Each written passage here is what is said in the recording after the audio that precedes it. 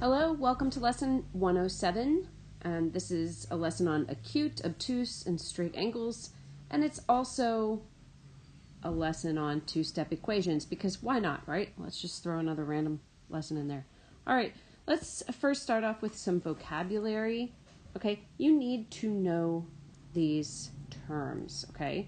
And write them down in your notes, draw pictures in your notes, because you need to know these terms. I'm going to start with the term degree because you can't really understand the angle types until you understand what a degree is.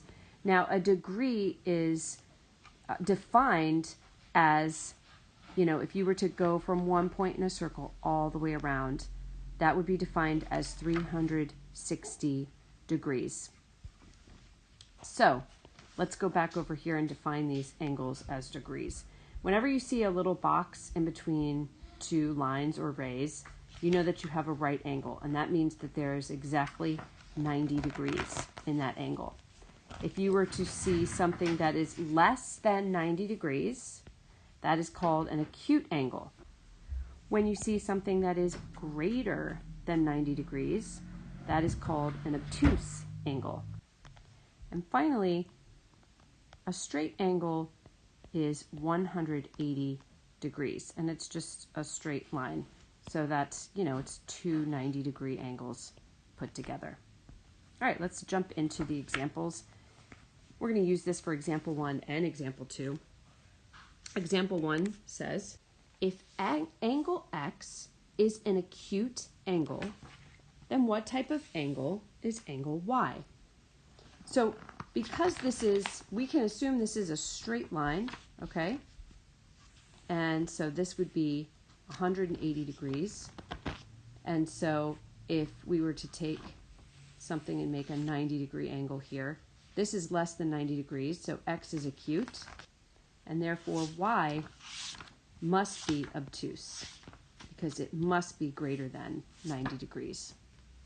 And then example 2, using that same diagram, says that together angle X and angle Y form a straight angle. If the measure of angle X is 60 degrees, then what is the measure of angle Y? So if this is 60 degrees, what we know is X plus Y is 180 degrees. And if X is 60 degrees, then Y must equal 180 minus 60, and so that would be 120 degrees. Okay, I'm just going to erase that right there. Okay? Example 3 says, name 3 angles that have their vertex at point A. All right, so we can see that there are 3 angles here. One of them is this angle right here, DAC. Okay, so that's our first angle, DAC. The second angle that I see is BAC. So angle BAC.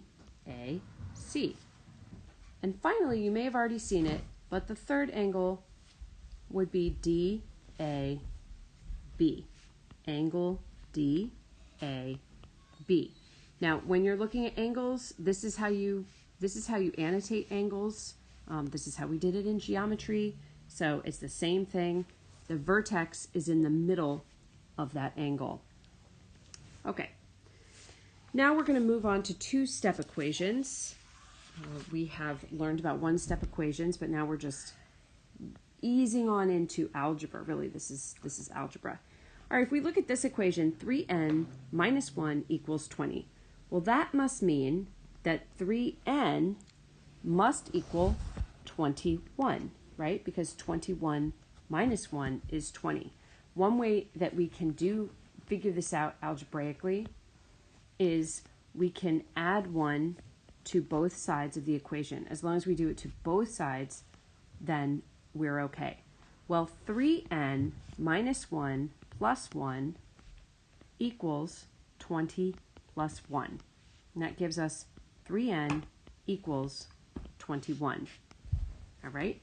Well, 3 times n equals 21. This is now a one-step equation. We can divide